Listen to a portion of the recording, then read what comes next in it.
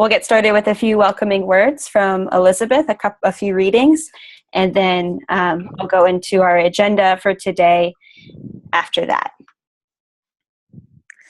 All right. To open us up, we're going to have words first from Desmond Tutu, which says, "We are different so that we can know our need of one another, for no one is ultimately self-sufficient. The completely self-sufficient person would be subhuman." And then from Kurt Vonnegut, "What should young people do with their lives today? Many things, obviously, but the most daring thing is to create stable communities in which the terrible disease of loneliness can be cured." And that's a bit of what we will be talking about as we open this session together. We'll be talking about how we act in community when we are not self-sufficient. So tonight I will be facilitating some of our conversation, and what we're talking about is ways that social oppression can show up in moments of disaster and crisis, and then ways that Unitarian Universalists can show up in response to those situations.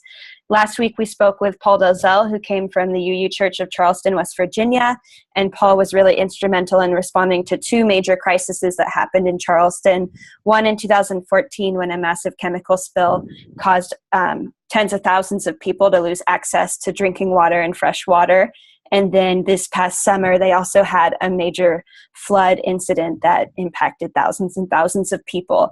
And so what they found was that responding to the crisis 2 years ago really set them up to be responding within a day to the floods as they were happening, and the church becoming a major place for donations and knowing all the people to call and the places to look for information and that sort of thing. So these major crises we know will continue to develop because of climate change, and they become something that necessarily we respond to out of a place of heart, but also we learn from incredibly and grow through the process as we are able, and in a way by necessity. So welcome everybody. Tonight, Reverend Karen Brammer, who's the manager of the Green Sanctuary Program, couldn't join us, and Karen is our usual convener and facilitator. And I have been helping in my roles with the UU Ministry for Earth as a programs coordinator, and with the Commit to Respond campaign for climate justice to support the Environmental Justice Practitioners Network.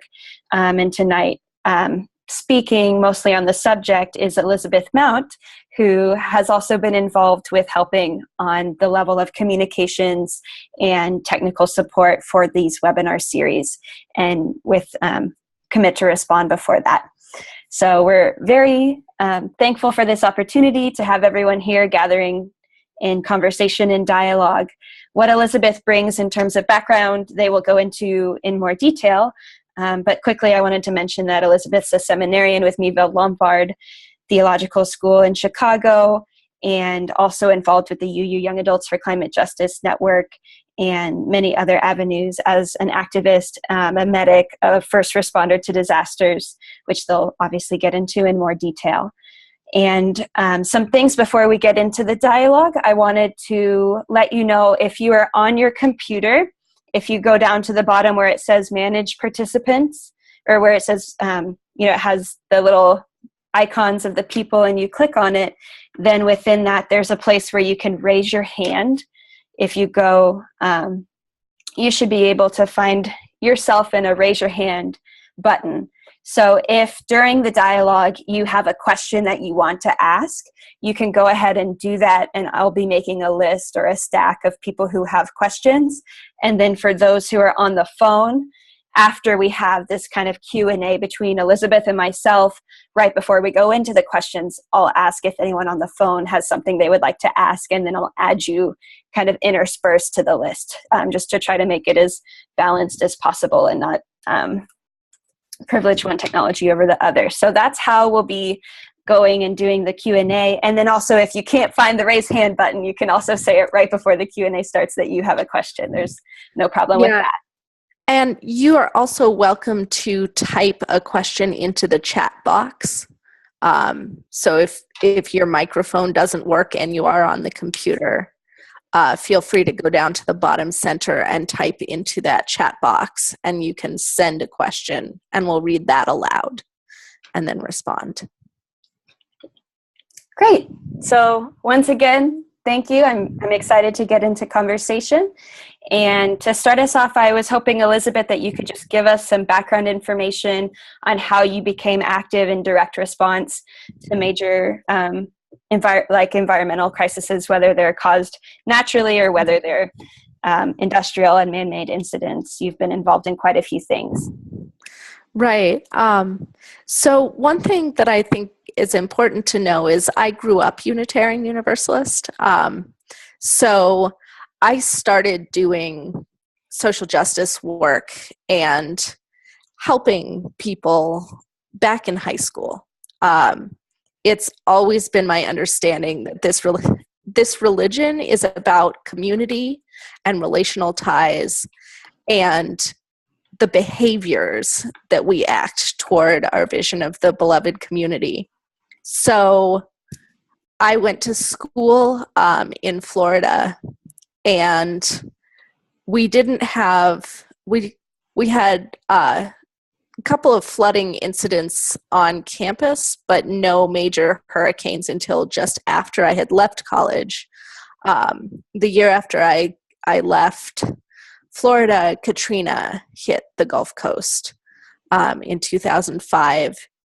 And by 2006, I had made the decision to go down and try and help with the rebuilding efforts, because by that time, what had happened was disaster responders had come in, and many of you probably remember that was kind of a mess, that things weren't ticking along. But the other thing that happened was after it stopped being top of the news cycle,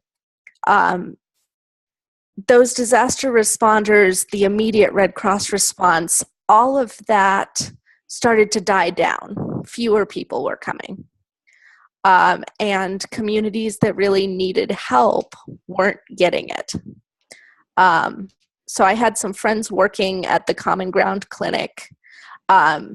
They said, hey, people know about New Orleans. New Orleans is pretty fine, but the Mississippi Gulf Coast could really use you. Biloxi and Gulfport don't have people in the numbers they need. So I went down with Turkey Creek Community Initiatives, which is a Black-led organization in a Black community in Biloxi, Mississippi. And yeah, that was really my first disaster response. I went down with good intentions and a fairly able body to do what I could. After that experience, it became very clear that having more specialized knowledge would be useful. Since that time, I've worked in and around the Appalachian region, both with mountain justice and mountaintop removal coal mining, and also lending support of resources and aid to West Virginia during the water crisis. And I got trained to work with Islamic Relief, which is a group that works with the Red Cross. And I've done disaster deployments with them to Texas and South Carolina over the past couple of years. Awesome. So within all those experiences, and you do have a pretty amazing depth of experience for such a young adult, I'm curious if there are some times that you witnessed where within the disaster response there were perpetuations of systemic racism, systemic classism, or other major forms of oppression. And in those moments, how did it impact how you analyze and how you respond? Like whether it was in the moment or in the future, what was the impact of witnessing that play out. Yeah. So it's interesting, and it's one of those things that nobody has to have bad intentions to have bad impacts on people. But there are a lot of things that go on during disaster response. There's the fact that the disasters themselves, who's in a flood zone, who's most likely to have homes in a natural disaster zone, tend to be people who are not as well off to begin with. And then there's the issue that, so part of it is Red Cross funds go to whoever claims first, renter or landlord. So slumlords, specifically landlords who own a whole lot of apartment blocks in low-lying areas, can often claim on those apartments before the tenants can and unhouse those tenants while using those funds for their rebuilding efforts. They'll swipe like large chunks of relief funds. Sometimes they rebuild, sometimes they just go with the money. But that was a big surprise to me, finding out how the Red Cross works with that aid money. And that it really is whoever gets there first. So making sure that tenants have the information to get there first can really make a difference. We saw after Katrina, there was special grant money designations for historic homes. And that was for people who were homeowners of homes that had been around before 1900. More than 100 years old, I believe, was the designation. And that, again, it privileges people who own their own homes. It privileges the people who had documentation that wasn't in the home. So people who have security deposit boxes, people who have personal lawyers. And then there's the little things, FEMA offices that are only open from 9 to 5 for grant money and supplies. So if you work long hours or you need to pick your kids up, you can't get there within the open times. People who work irregular hours may not be up and around during the times that FEMA is there. There's a lot of little things that we don't think about, but if you start really analyzing what's working and what's not, you can make a difference. So Elizabeth, within how you show up in spaces of disaster response, how has that changed as a result of previous experience? Yeah, so I think when I first started doing disaster response, I had a tendency to really believe that agencies were on top of things and that they would tell me where the best places to go were for canvassing neighborhoods, that they would know what to do to help, that they would know where flood areas were because obviously they were aggregating the most data. And what I found out is that often the aid agencies are people flying in from other places who don't know the lay of the land. And now I do a lot more getting out of my car, walking around, trying to talk to homeowners as much as possible. They know where the floodwaters got to and where they didn't. They know if there are hidden little creeks that you can't see from the road, but that means that a place a couple blocks over is going to be fully flooded out, even though it looks like higher ground. People on the ground will know if their cousin across town had flooding, even if their area didn't. So getting networked with the people who are most familiar with the area and finding out what they say they need and what they say happened is the best way to get started with doing disaster relief.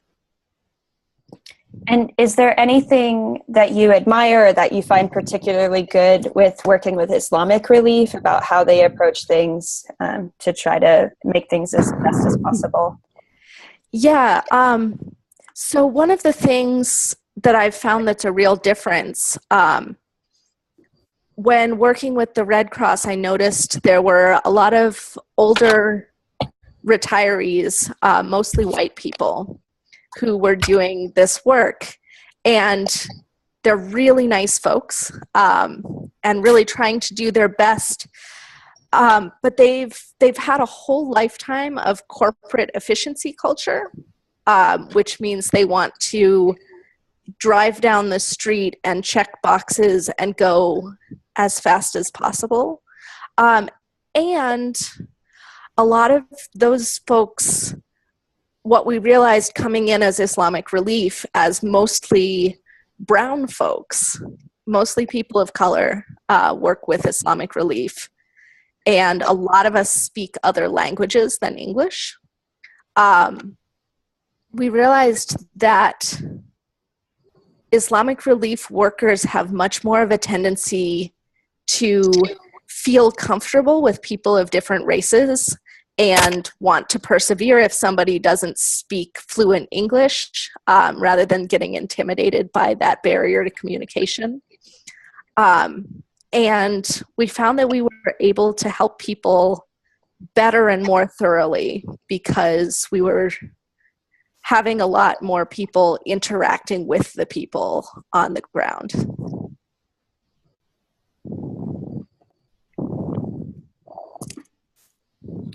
So I'm curious what advice you have for people who are organizing with congregations, and specifically, what is that? What are the skills and the strengths of a congregation that maybe we don't always acknowledge or think about? And then just from your experience of working through processes of, response that works with the Red Cross, that works with FEMA, et cetera, what advice do you have for congregationals organizing and people interested in getting a little bit more of that background information? That was one of Paul's biggest pieces of advice in our webinar last week, was the more that you can prepare before there's a major issue, the better off everyone is. Yeah, that's absolutely true. One of the things I can do as an individual is to go do disaster response myself. But one of the things that can be done in a community, congregations are almost, more often than not, you're in a building. That building could be a donation site. That building could be vetted and might be appropriate for use as a shelter. That building, and it doesn't have to be an official shelter. You can open that building for people with pets who aren't allowed into regular Red Cross shelters for a couple of nights while people get their stuff sorted. You could open that building specifically to people, regardless of documentation, if they're afraid to go to another place. Because you have a whole community, you can do advocacy work. And you probably have people with specialized skills. At one point in Katrina work, the biggest thing we needed was people who were good at filling out paperwork, checking for errors, doing like paralegal and legal work. And that's something that a lot of UU communities have many people who could help with. So it's not just the short-term efforts of like collecting a lot of bottled water and giving it to people. It's that long-term work. And you can be a network that knows who is in your community around the church and have phone trees, know who to check on. Your caring committees already have some idea of that in a lot of congregations.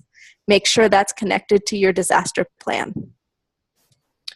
So, Elizabeth, in situations where what a congregation responds with is like, let's say, like a fund, like if you have a fund for relief distribution, what are ways that you can go about being really intentional about how to maximize those funds in ways that give money to the grassroots? Yeah, that's a super good question, because if you don't have a disaster plan or know who does, there's a real temptation to give to groups like the Red Cross, because you know who they are. They're national and international. You've seen them before. It's actually more efficient as a use of your funds to give to small and local organizations. And so it's a really good idea to develop those relationships ahead of time. As I said, in Biloxi, Mississippi, Turkey Creek Community Initiatives, which was literally a group founded 2 days after Katrina by one guy native to the area who filled up a box truck full of supplies and moved back from Boston to be with his family and his friends and to help out how he could. But that group was not spending a bunch of money on flying people in or housing people in hotels. All of that money was able to get to the community and be used to pay local laborers. And those are big things. So look for people of color organizations that are led by people of color. Look for local organizations. Look for organizations that have ties to the community, and ask around. You can often group up with a few other churches in your area, and someone will have some of that knowledge. Can you speak to situations within disaster response for people who are undocumented, people who have language barriers? What are some considerations that play out, or how rumors about things or actual situations where, let's say, relief is tied to checking paperwork? Yeah. So sometimes the relief itself can be really problematic. Sometimes there are things you had mentioned in our prior conversation in Flint. Some people were being given water with a contingency that they needed to sign an agreement not to sue the city. And then they were being given water filters, but that was sort of coercively tied to your ability to have clean water. That's a real problem, and one that needs advocacy. However, at the same time, rumors can scare people off from trying to get help. So in Katrina, there were several sites where law enforcement officers would come by to get food and such, but a rumor would happen that those officers were demanding ID cards or wanting papers and monitoring the Red Cross site. So a lot of folks who weren't documented or who were of Latino and Hispanic descent and were afraid that because their documentation had been destroyed in the flooding, that they could get mistakenly deported, didn't show up to get help and felt that they couldn't get help because of the possibility of immigration officials sweeping them up into deportation proceedings. And so knowing how to check, knowing who you would call at a site to debunk rumors is really great, because you don't want to spread rumors or encourage people's idea that they shouldn't go get help if it's okay for them. And you don't want to tell someone, oh, that's not a concern, and then find out that you've led someone into a bad situation. So there's also the possibility of creative responses, like, could I go to the center and bring you back some supplies? go on any further? No. Did you want me to? I'm hearing some conversation. I'm not sure where it's coming from. Okay. Okay. We'll move forward. We're good. Okay. Yeah. So, and I guess the last thing I wanted to talk about was the situations where, like you mentioned in Flint, Michigan, where there were people working with the city actually going around with waivers and tying the distribution of water filters to limiting people's legal responses. Situations where there are industries who, like, let's say there's an industrial incident and those same industries are most responsible for the cleanup. We've seen situations where there's workers impacted who aren't protected, and situations like that where in a way what becomes required is people like just watching the situation, and then, as you had mentioned, advocacy. So I wanted to create just a little more time to talk about being a moral voice in situations like this, because it's such a common tendency for us to think response is coming and for people to sit back and then find that they have been impacted. And especially when it comes to things like fossil fuel spills, we know that it can cause chemical illnesses that people carry with them for the rest of their lives or shorten their lifespans. Go ahead. Oh, I was going to say that's both a preparation and a response role. I know there were some issues with like the oil spill in the Gulf where not preparing adequately meant that supplies were not on hand when the spill happened in that area, and that therefore different choices were made that were not as environmentally sound. And so I think there's a role for being a watchdog during times when there isn't a disaster to make sure that there's adequate preparation and adequate response teams trained before a disaster happens. Once there is something going on, this is one of the places where people who are not local can be a strong amplifying voice. So even if you can't go there, you can share on social media, you can call representatives and say, what's the FEMA response? What has been done so far? Hey, I've been seeing news articles and they're showing these workers and none of them have protections. Do you have OSHA people on the ground? They should be monitoring this. Our safety regulations for workers don't go out the window because it's a disaster zone. There are still federally mandated protections, and they should be fining contractors and making sure that they're using proper safety gear for their workers. And there are positive things that can be done. Reading through the legal text of new laws that go on the books or new funds that are being granted for rebuilding responses, we were able to turn around that historic homes grant that I mentioned earlier that was intended for white people's antebellum plantation homes.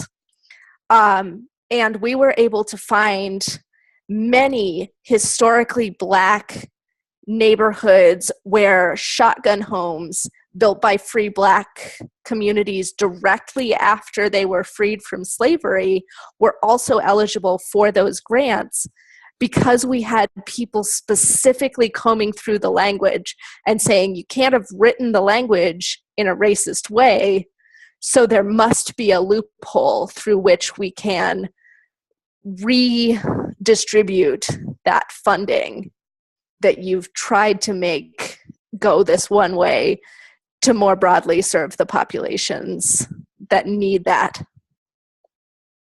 So Great. Well, Elizabeth, thank you so much. It's great to listen. That's all the questions that I had. So now I wanted to open it up for questions from the audience. And then we have enough people to split into breakout groups after that. But we also have enough time for about 15 minutes of full group conversation. And I didn't see anyone raising a hand beforehand. So I'll ask right now if everyone who has a question right now will just say, my name's, for example, Nancy, and I have a question, and then I'll kind of call through in a stack. And then once we're out, we'll do the same. Do you want to take everyone off mute or have people unmute themselves? Oh, folks should be able to unmute themselves, but also I can unmute all for a moment if you will remember to re-mute yourself if you don't have something to say.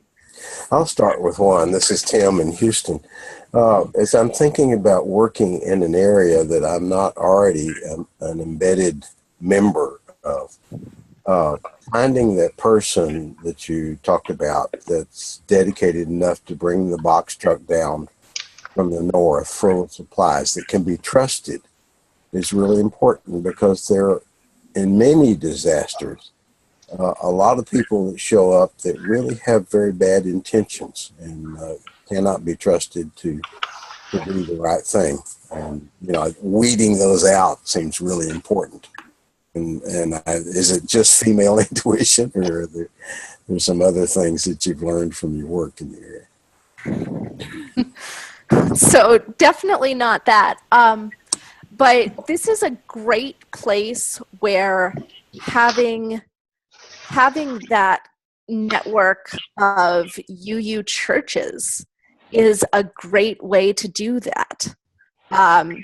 If you're just randomly putting out an ad on Craigslist and going, who would like to bring a box truck full of a bunch of stuff that might be expensive? There's a reasonable level of nervousness. Is that going to make it where it needs to? If you are asking ministers from other congregations, and there are Facebook groups for ministers. There's also a UUMA, that's the Unitarian Universalist Ministers Association, listserv, so you could connect with your minister, say, here's a thing that I think we have a need for. We could definitely donate the money for supplies if somebody up there would rent a U-Haul and bring it down. Then your minister can contact other ministers, say, who has a retired person with a CDL or a young adult who's looking to do something helpful in their area, and you can probably get somebody within a day or two.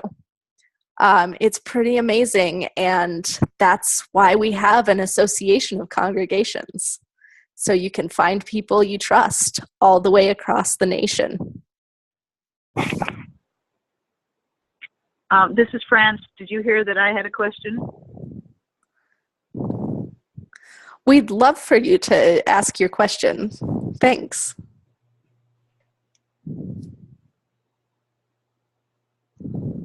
Yeah, France, we missed it earlier if you want to repeat your question.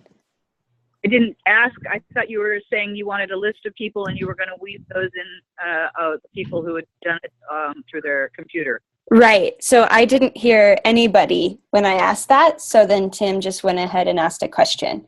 Okay. So you didn't have anybody else in queue? No. Okay. It's you. So the little bit of information that I got locally indicated that we should find out where our payphones are in our neighborhood and make sure that there was access to a... Are you hearing me? Mm-hmm. Okay. And so I've never seen a payphone in the last year or two in my neighborhood. Is that something I would go to the phone company and find out if they have payphones, or what do we do if there are no payphones in our community? Yeah, so that's a really interesting question. And it's a really good one because payphones are important because cell towers often go out. They're knocked down by wind, they're flooded out, and the electricity goes down.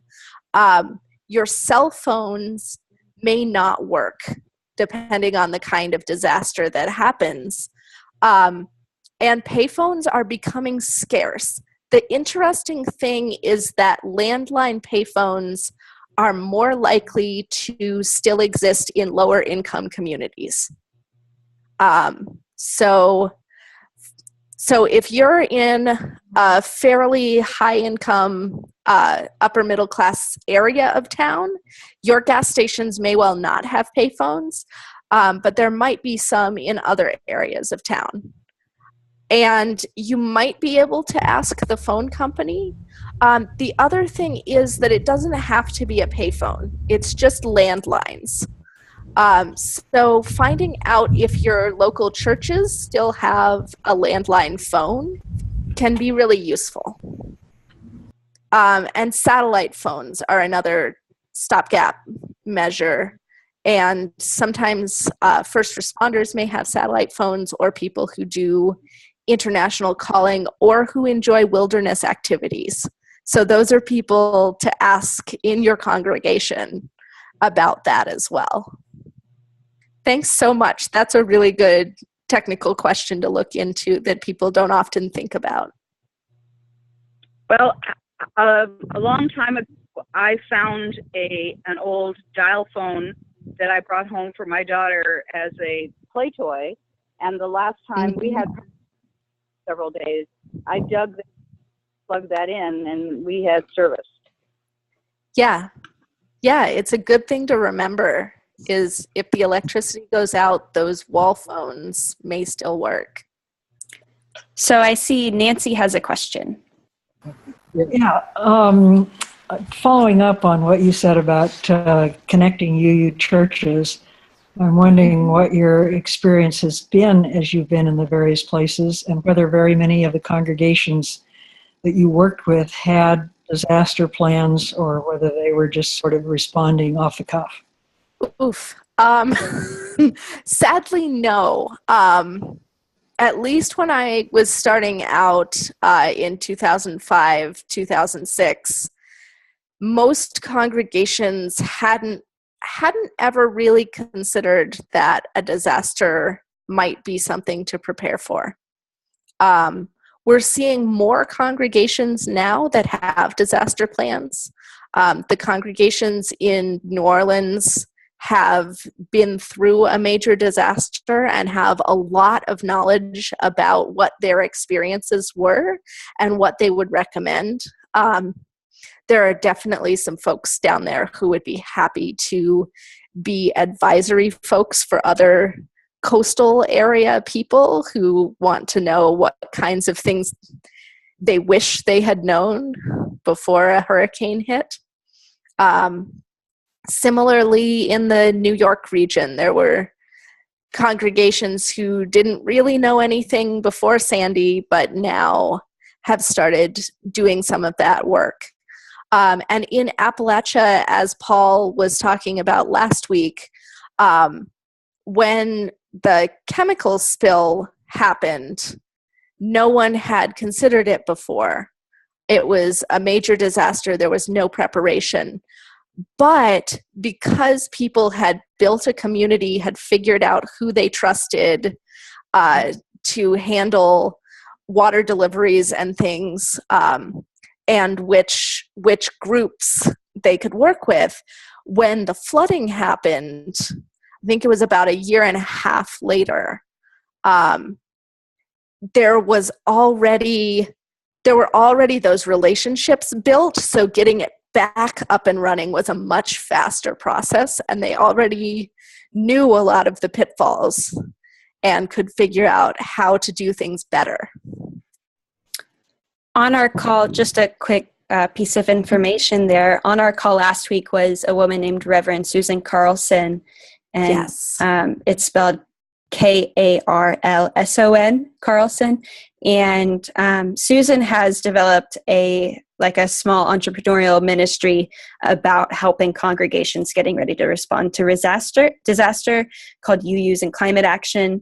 And she is also on the board of the trauma ministry, the UU Trauma Ministry, which is also highly relevant and related because it's very traumatic to lose your home, to be put through a major life-risking situation, etc. So that's one person who I would recommend as a great resource if you are interested in developing some conversations and plans with your congregation in the near future.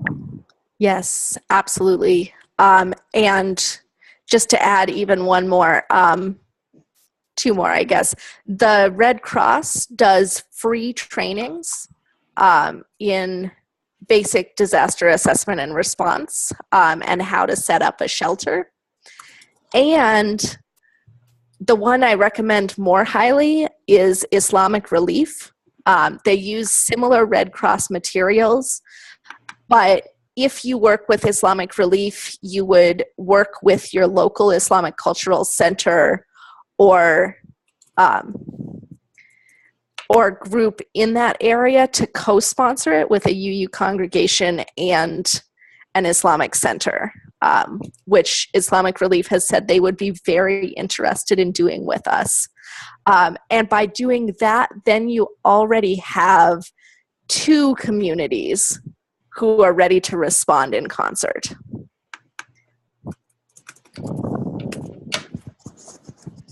So I think we have time for one more question in the full group, and then we can break into smaller conversations that are more focused on considerations that you have locally and that sort of thing. So is there any other question to bring forward now with Elizabeth?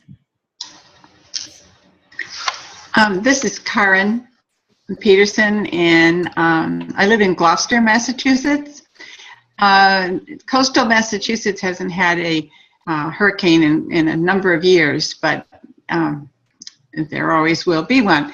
So I'm wondering whether you, I didn't know about Reverend Susan Carlson's program last week, and I wish I'd heard that, but I'm wondering whether you are considering pulling the information from Elizabeth and from Susan Carlson as part of a UU World article that would also include pointers on setting up disaster preparedness.